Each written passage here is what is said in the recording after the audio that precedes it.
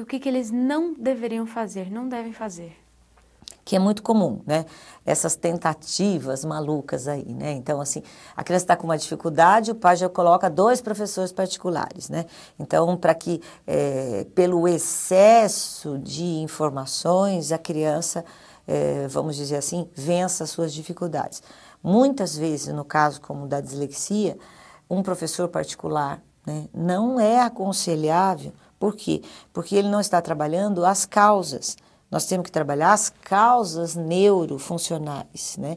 E não simplesmente refazer o que já está sendo feito na sala de aula.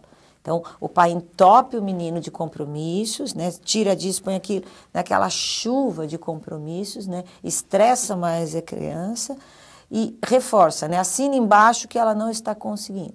Tá? Então, se a criança não está conseguindo, tem que investigar o que está faltando. Né? Então, eu aconselho que antes de tomar a decisão de colocar um professor particular, né, que se faça realmente uma avaliação. Né? E aí, qual que é a postura que a escola tem que tomar e deve adotar, na verdade, uma postura frente a esses problemas de dificuldade de aprendizagem ou distúrbios? Sim. Inclusive, assim, hoje já é, né, realidade no Brasil, inclusive, estando aqui em Brasília, a gente está lidando com um projeto de lei, né, para que as escolas, né, tenham essa missão mesmo, né, de cumprir com o seu, vamos dizer assim, o que lhe dá direito de ser escola, que é ensinar, né, a todo tipo. Então, é dever, na minha opinião, da escola detectar alterações, não diagnosticar. A escola não diagnostica. Tá? A escola ensina. Então, a escola detectou alguma alteração, fazer uma triagem, né? Fazer uma pseudoavaliação aí, né? De maneira preventiva, para ver o que está acontecendo. Então, se a escola tem um corpo clínico que possa assistir, como um fonoaudiólogo ou um psicopedagogo, é muito aconselhável, né, que esses profissionais tenham competências para fazer aí avaliações, né, e completar essas avaliações com neurologistas, não sei, né, de acordo com cada criança é o profissional que você precisa. Mas a escola tem esse dever, porque os pais não têm noção do que é esperado para cada faixa etária, a escola sabe, né. Então, a escola detecta, tá certo? Conversa com essa família, né? Para que possa essa criança ser assistida. Muito bem. A partir do momento que a gente tem um diagnóstico, né? O que a gente tem, assim, uma hipótese diagnóstica, a escola tem que tentar se acercar de maneiras de adaptar a sua maneira de ensinar que atenda às necessidades daquela criança, que são as adaptações aí curriculares, né, para uma criança de inclusão. Eu defendo muito a inclusão, porque a inclusão, na minha opinião, ela respeita todo tipo de indivíduo. Né? Então, nós temos, assim, uma variável enorme de maneiras de aprender.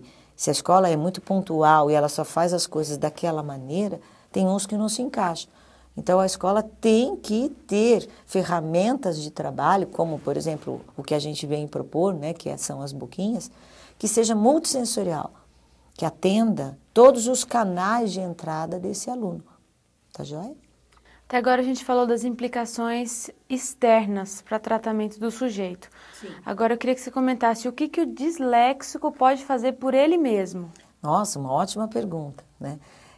Primeiro, né, saber, se informar, né, do que é a dislexia e principalmente do que não é a dislexia, tá?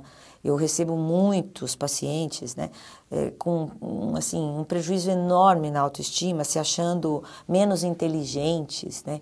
Então, precisa que fique claro na cabeça do professor, né, e na cabeça do pai. A dislexia, ela descarta um déficit cognitivo. Se a sua criança tem um déficit cognitivo, isto é, se ela é menos inteligente que os demais, ela não pode ser considerada disléxica. Tá? A dislexia tem que haver integridade, né, do funcionamento da inteligência.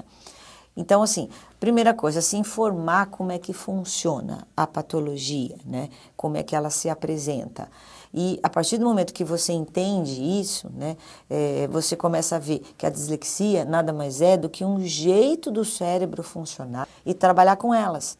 para que esse indivíduo ganhe autoestima e efetivamente possa ser um cidadão, né, que na sociedade venha a contribuir com as suas potencialidades. Então, se você tem um diagnóstico de dislexia, não é o fim do mundo, muito pelo contrário, pode se abrir oportunidades para você, desde que você tenha a cabeça, sem de achar que uma patologia é a coisa mais terrível que possa ter te acontecido na vida. Foi comentado que em 10 encaminhamentos com suspeita de TDAH que você recebe no seu consultório, apenas 2 deles são confirmados. Por que isso acontece? Bom, então TDAH, transtorno do déficit da atenção e hiperatividade. É uma patologia definida, descrita pela literatura, bastante estudada, né? E mesmo como a dislexia, né, existe controvérsia na literatura, né? Então é uma brigaiada danada, né? Tem neurologista que diz que isso não existe, que isso daí é invencionice, né? Então vamos trabalhar um pouquinho com essa ideia, né? O TDAH se trata de alterações comportamentais, né? Então, esse indivíduo, ele é disperso, ele foge ao foco das questões, né? Ele tem muitas dificuldades em aprender, não pela dificuldade de aprendizagem em si, mas porque não está ali. Ele está aqui, mas ele está pensando lá, né? A cabeça dele está querendo fazer muitas outras coisas. E óbvio que vai trazer consequências nas suas relações sociais e aprendizagem. Só que assim, o que a gente precisa entender, né? Parar sentado para aprender requer, né, uma aprendizagem, né? Então, a minha mamãe dizia, né? Quando um burro fala, o outro baixa a orelha, né? Então, para eu escutar o que você está falando, eu tenho que estar em silêncio, porque senão nós duas vamos falar junto e não vai haver compreensão, tá?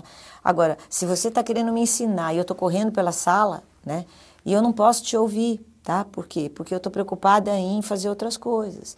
Então, essas questões que envolvem limites, né? Que envolvem ensinar as crianças a parar, a respeitar o outro, né? A vez do outro, a escutar o outro, né? São questões educacionais, né? São questões que acompanham as famílias passarem isso para os filhos, esses valores, né? E, obviamente, a escola da mesma maneira. E o que a gente vem vendo hoje, né, na sociedade, né, esses valores estarem um pouco assim equivocados, né? Então eu vejo famílias achando que não existe mais hierarquia entre pais e filhos, né? Os pais são amiguinhos dos filhos, né?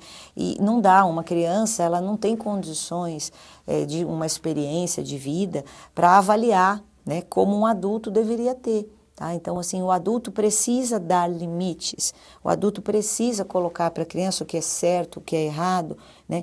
E exatamente conduzi-la num caminho visando a aprendizagem. Então, o que está acontecendo é que as famílias estão se omitindo muitas vezes de fazer esse papel educacional, os filhos acabam caindo na escola, né, sem esse, vamos dizer assim, esse freio social, né? Porque tudo pode, né? Então a mãe trabalha o dia inteiro, o pai trabalha o dia inteiro, ninguém tem tempo para educar esse menino, tá? Então ele vai para a escola com valores equivocados e chega dentro da escola, né? Não para, né? E aí a professora fala, essa criança é hiperativa, né? E se bobear, vai lá e lasca remédio nessa criança, né? Então, é muito perigoso esse diagnóstico exacerbado, excessivo que estão querendo colocar nas crianças, né? Como se qualquer falta de atenção seja patológica. Não, a avaliação tem que ser muito criteriosa. Então, como eu disse, de cada 10 pacientes que eu recebo no consultório, seja criança ou adulto, tá? Que se acham TDAHs, né? 2 apenas confirmam o diagnóstico. Então, fica atento, muitas vezes, né, você pode, adulto, estar com falhas de memória, com falhas de atenção, porque você está trabalhando muito, tá? Porque você está no emprego além daquilo que você pode cumprir, né? Isso não é déficit de atenção, né? Isso tem outras alterações aí envolvidas.